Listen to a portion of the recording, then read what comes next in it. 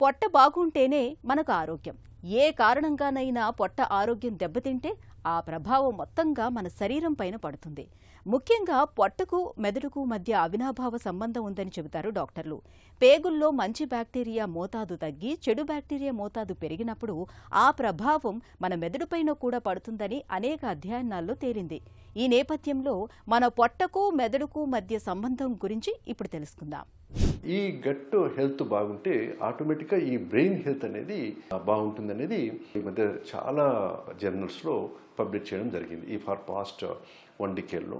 So కాబట్టి దీన్ని ఏమంటారంటే గట్ బ్రెయిన్ యాక్సిస్ అంటారు. సో ఎన్నో నర్వ్స్ ఇంటర్ కనెక్టివిటీ, ఈ సిగ్నల్స్ గట్ నుంచి బ్రెయిన్కి పోవడము, బ్రెయిన్ నుంచి సిగ్నల్స్ గట్కు రావడం జరుగుతుంది. కాబట్టి ఇంటర్ డిపెండెన్స్ అనేది చాలా ఉంటుంది.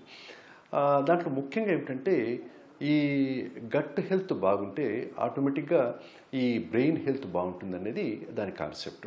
ముఖ్యంగా ఏమిటంటే ఈ గట్ హెల్త్ సరిత లేనప్పుడు, అంటే ఈ బెనిఫిషియల్ బ్యాక్టీరియా కానీ ఈ బెనిఫిషియల్ ఆర్గానిజమ్స్ తగ్గినప్పుడు కొన్ని కారణాల వల్ల, అంటే ముఖ్యంగా ఎందుకంటే సరైన ఆహారము టయానికి లేకపోవడం వల్ల, ఇర్రెగ్యులర్ ఫుడ్ హ్యాబిట్స్ వల్ల, ఇర్రెగ్యులర్ స్లీప్ హ్యాబిట్స్ వల్ల, సో ఆర్టిఫిషియల్ ఫుడ్స్ ఎక్కువ తీసుకునేదానివల్ల ఈ మైక్రోబయోమ్ అనేది దెబ్బతినేదానివల్ల అది బ్రెయిన్ పైన చాలా ఎఫెక్ట్ ఉంటుందనేది ఈ మధ్య ప్రూవ్ కావడం జరిగింది. దాంట్లో ముఖ్యంగా ఏమిటంటే ఈ బ్రెయిన్లో తొందరగా ఈ స్ట్రోక్స్ రావడము వీరికి, తర్వాత బ్రెయిన్ తొందరగా వీళ్ళకు మతిమరుపు, డిమెన్షియా రావడము, తర్వాత ఈ సైకలాజికల్ డిసీజెస్ తొందరగా రావడము జరుగుతుందనేది ఈ మధ్య చెప్పడం జరిగింది.